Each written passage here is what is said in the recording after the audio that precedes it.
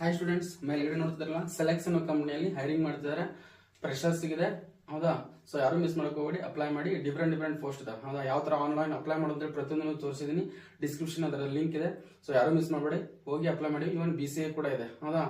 So ಇವಾಗ ಬಂದ್ಬಿಟ್ಟು ಈ ಪ್ರಾಬ್ಲಮ್ ನ ಯಾವಾಗ 3 ಡಿಜಿಟ್ ಸ್ಕ್ವೇರ್ ಮಾಡಿ ಬಂದಾಗ ಅದು ನಿಯರ್ ಬೈ 100 ಇದ್ದಾಗ 100 ಗೆ ಎಷ್ಟು ಜಾಸ್ತಿ ಇದೆ? ಇದು 4 ಜಾಸ್ತಿ ಇದೆಯಾ?